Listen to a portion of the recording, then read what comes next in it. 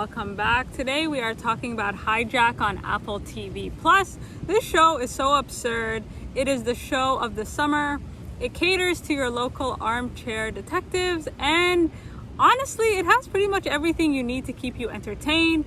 Really, this cringy theme song, these over-the-top cliffhangers that they're so corny and they're so cheesy, but they keep you coming back for more.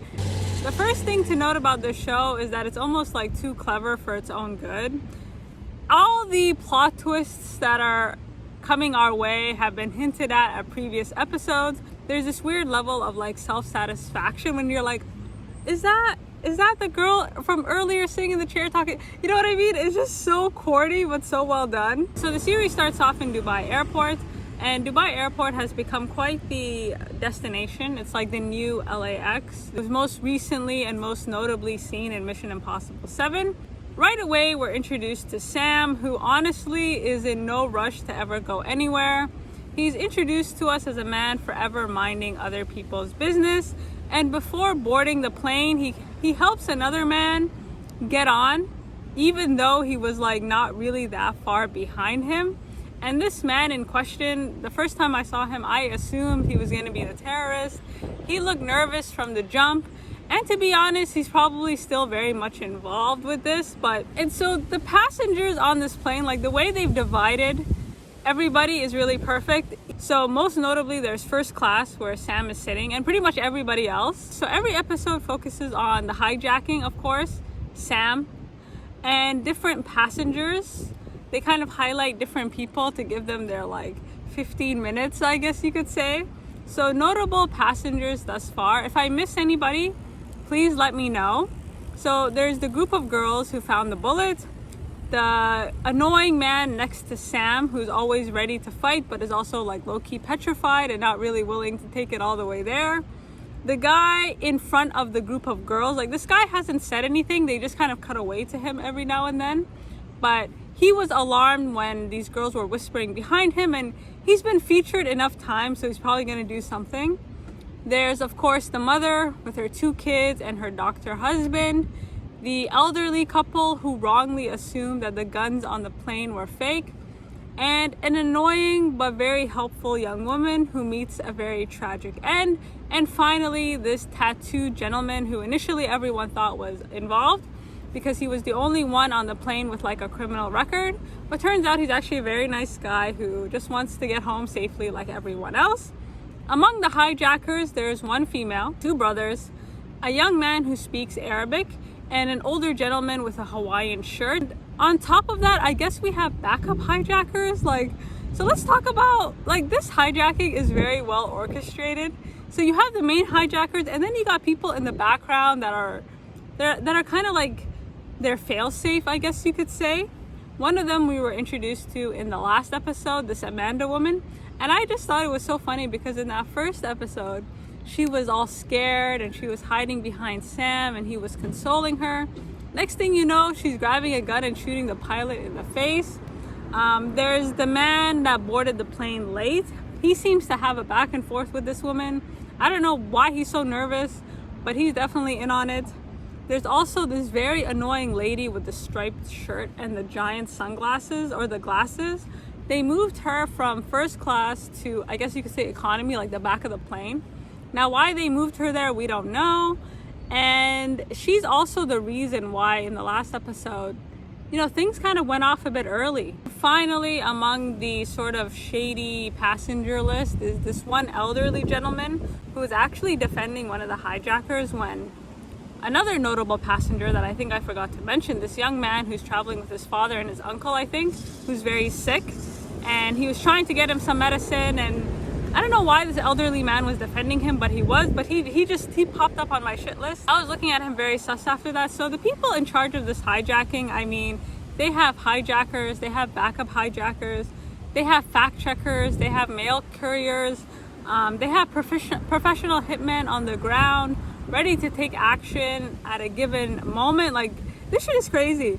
And they possibly have government officials. I don't know how high up this goes, but among my top suspects right now is that one guy, I forget his name, but he was the one very insistent on following the criminals out of jail, and he was responsible for the raid that ended up being a disaster.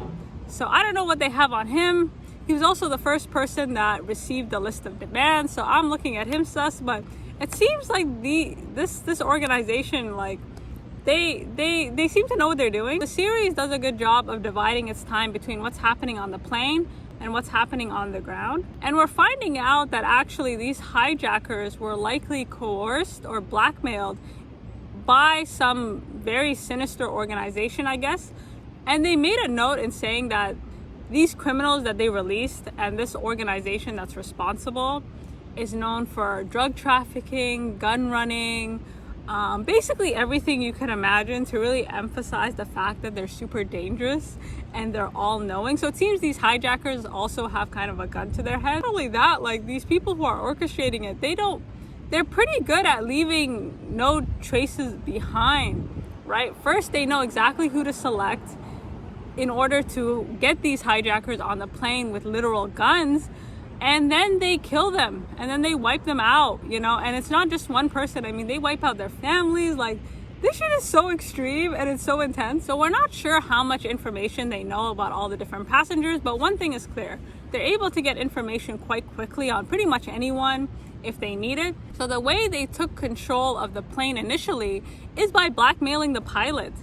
They not only knew that the pilot was having an affair with one of the cabin crew members, but they seemed to know details, right? They knew what hotel they were staying at, how much time. Like, they're really stalking these people, and it seems like they've been doing so for quite a long time. And just on a side note, like, that pilot has to go down as like one of the worst pilots in human history. Like, I understand that everybody's traumatized, but explain why this man took like 5,000 hours to get up from his seat.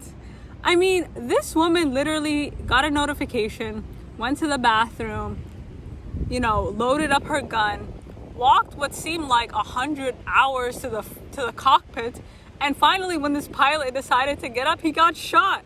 So I kind of knew that the pilot wasn't when he opened the cockpit, but so the pilot, the only decent thing he did before opening up the cockpit is basically telling the airport in Dubai that they have a definite situation. He later has to rescind this message, calling it a false alarm, but it did enough to get some bodies moving on the ground. I love how everybody on the show has such strong motivations, such inklings. It's like, I would personally, like, minimum effort for minimum wage. Like, shout out to that Dubai worker. I can't remember his name, but as soon as he heard false alarm, he was just on the case. And this is also another side note, like this series has so many corny but perfectly delivered one-liners. And I think it is true what they say, like, it's not the part, it's the actor.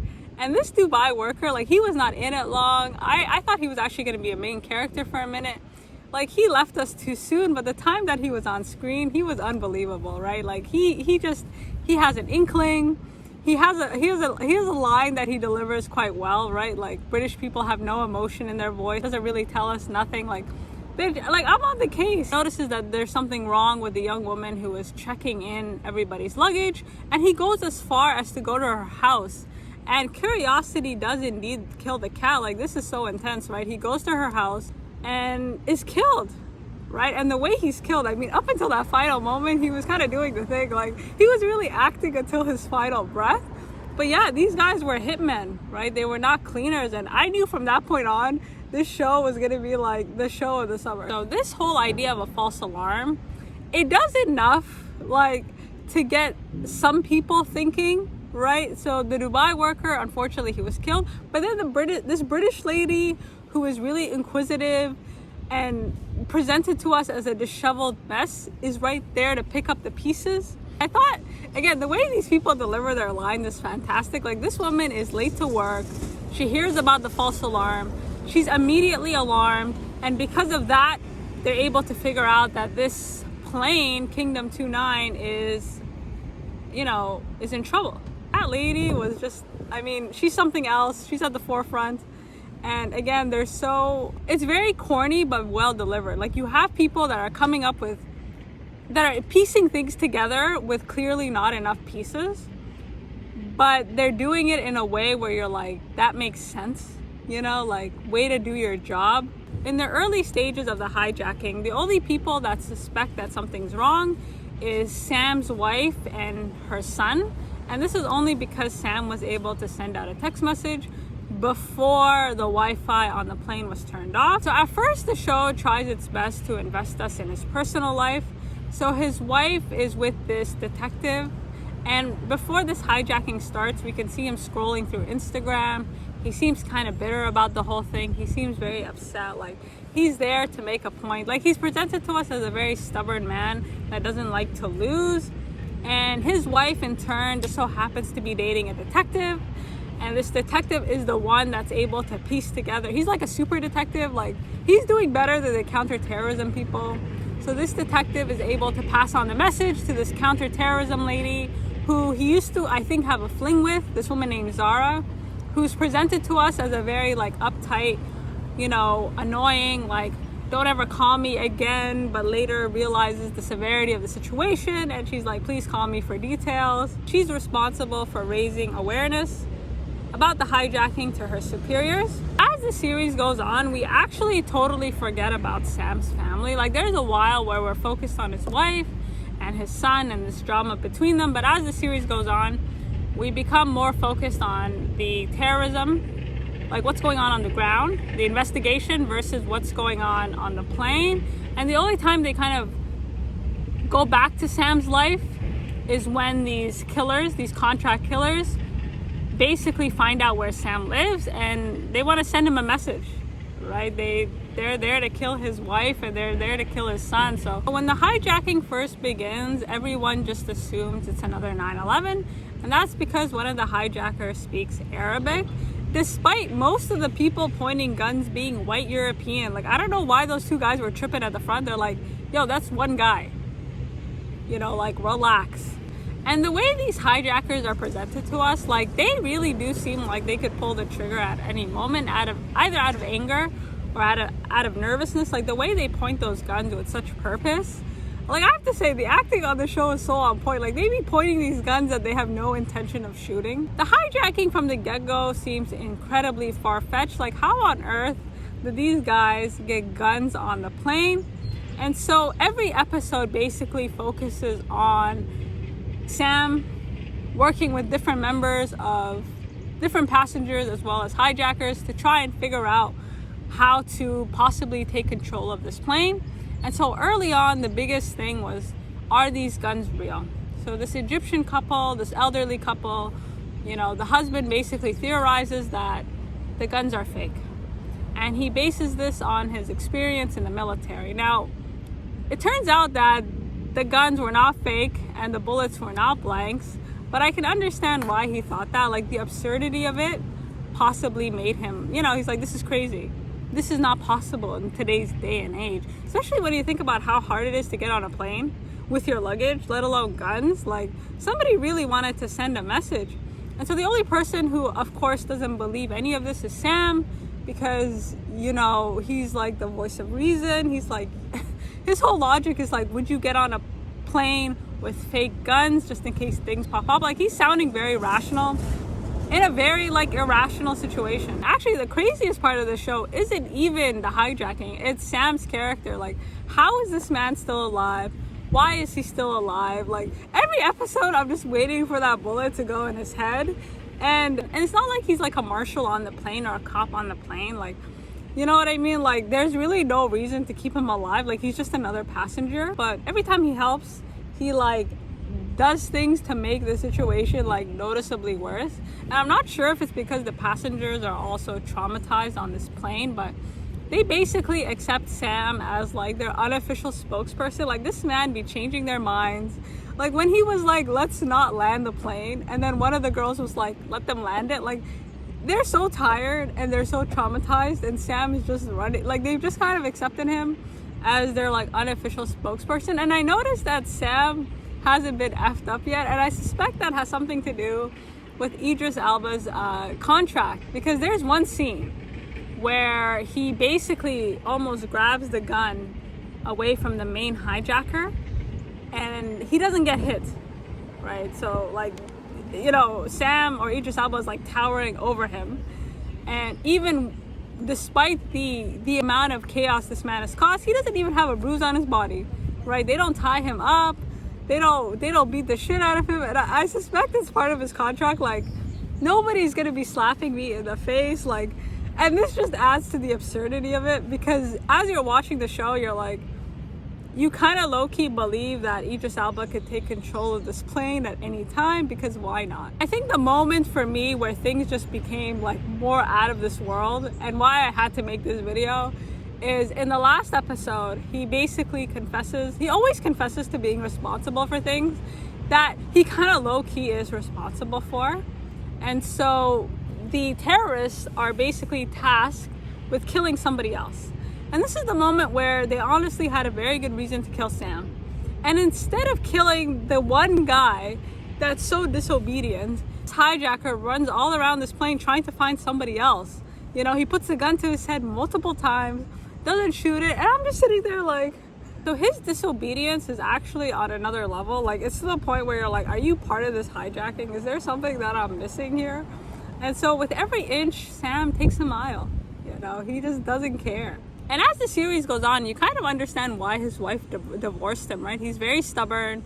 He's very like, you know, I'm right. Like, he sees himself as a very rational person. And it's been very interesting to watch him kind of come to the realization that his actions could possibly have some severe consequences on the ground, right? He's behaving as if everything that could happen will only affect him. But when he kind of comes to understand that, yo, like, this hijacking isn't what it appears, you could tell he was like low-key regretting his decision, because even if he lands that plane, you know, your family might be dead. Like, you don't know what's happening down there. So Sam's kind of annoyingness, I don't know how else to describe it, like, as he slowly comes to the realization that things are not what they seem, like, the show gets more intense, right? Like, he's kind of coming to this realization as the plane is starting to land. Like, I think they said they have an hour and a half or something like this. And there's no more time for cute games, right? Like, he managed to do quite a bit. Like, as I said, the show is so clever. Like, the back and forth with the pilot with that game. The fact that he was able to send out a phone call when that kid was dying. And the most absurd of all, like, when he almost managed to get them to land the plane, I was like, what is happening here? That's the thing about this whole hijacking. Like, for some reason, this plane needs to stay in the air long enough for these criminals to, I guess, escape or do whatever it is they need to do. And the way that this whole hijacking is going, I mean, it really feels like it feels like a suicide mission, right? Because if they were to land the plane, then I guess it's assumed that the hijackers would have to give themselves up and do some time. Like, there's something about this that's getting increasingly more, you know, suicide vestish. And the fact that this plane is still in the air is honestly a miracle, right? Like, one of the best parts of the show is watching Kingdom 29 go through different jurisdictions, and the way they depict each jurisdiction, I was just like, yo, like, is this what we're doing? Like, for example, London, like, that whole center is so bright. Everybody there is working together. They're the ones who figure out the overcorrection and like the sort of secret messages that the pilot is sending. I thought the Dubai airport main center was really nice and really like vibrant and really upbeat. Then we get to the Iraqi center, like that was intense. I really thought they were gonna shoot them out of the sky. Like, explain why they were in a dark room that looked like a Halo game. Like, I'm like, is that what the Iraqi center looks like? They were so aggressive. You know, that whole like, are you really the pilot? Like, I was just like, yo, what do you think you're doing? And then the Hungarian center, the main center, like, that was kind of a mix of both, right? Like, you just felt the tension. Like, it was small, but it wasn't too big. Like, anyways, the contrast between the different like countries and their main sort of centers as Kingdom 29 is passing through them, it just made me laugh. I'm like, y'all are tripping. The reason that this is really dangerous is because even though they know that this plane is being hijacked, especially like the longer it's in the air, a lot of these countries don't really know if they're the target, right? So that's a lot of the tension in the ground is like, yo, are they targeting you or are they targeting us? The show is filled with so many details and so many fun little tidbits that are really good to know. And they present them as like a matter of fact where you're like, yeah, you better answer that call, you know, like overcorrection, that makes perfect sense. Like, it's so, it's like good to know. These people on the ground responsible for bringing the plane to safety aren't really doing a good job. I mean, they're barely able to keep this plane in the air, and on top of that, they have to worry about landing it safely with as few casualties as possible. So it seems like as the series has gone on, the tension on the ground is our main focus, right? Especially since I think the last episode, or episode 5, when they released those 2 criminals. So this is becoming increasingly more complicated and more serious. Like, you can tell, like, these people have never dealt with a situation like this. This is like, they kind of make it clear that yes, it's a terrorist attack, but it's also like, involves criminals that are Pablo Escobar level. Like, this is some crazy ass seems like these people on the ground are not really on the same page, right? These hijackers are like 100 steps ahead. First, they leaked the information about the hijacking to the press by basically blackmailing the right reporter. Like, that was crazy. They know exactly who to find to make sure that their message is received and exactly how they want to receive it. They were able to get the list of demands to the right person, and they were able to release these guys. And this team on the ground, I don't know how to describe it. Like, besides that one cop, Daniel, they're all really raggedy. Like, I couldn't believe they lost him in the woods. Like, I don't know what your reaction was. And again, this show is so clever, and they kind of do these things that are super corny in a very clever way. So they're following these criminals, wondering where they're going, even though they were told explicitly not to follow them. And at one point, they lose them. And so they pull this trick where they kind of park in a wooded area where the drones can't see them, and they sneak away to another car. And of course, the police are dumbfounded. They have no idea how this raid could have gone so horribly wrong. And that was a clever twist. Again, the show is so satisfying, and like, that was cute what you guys just pulled. So again, the tension on the ground, like, even though they know who the hijackers are, even though they kind of have an idea of, the people involved, the thing is, a lot of the information they know, they've been given to by the hijackers. So watching this team on the ground, like, they're not on the same page, and people are doing kind of 100 different things. No one is really, they don't seem to have a plan, especially as this plane is descending. The more they find out about this hijacking, they seem to be as surprised as the viewers. Like, this is crazy, especially as bodies start to pile up and things are getting more sinister. And so now that these criminals have escaped, the question is, are they going to let this plane land safely, or is this going to turn into something else? And so the last episode, the ending, I mean, it doesn't look good for Kingdom 2-9, right? First, the pilot is dead. This woman, Amanda, we don't know what her qualifications are, but she locked that cockpit. So whoever has control of the plane, I mean, if they're not really a pilot, it doesn't really... This is not really looking good for anyone, and I honestly don't see how Sam is gonna talk his way out of this. That's every episode. I'm like, how are you gonna get them out of this? And so last episode, the ending was pretty crazy.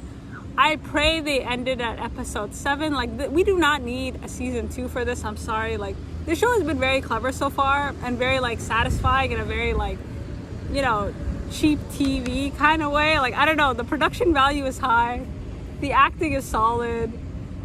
And so I hope they just wrap it up, in a neat little bow. So I don't know how they're going to wrap all this up. I hope they do. But yeah, we really don't need a season 2 for this. You guys let me know what you think. I've been very entertained so far. And until next time.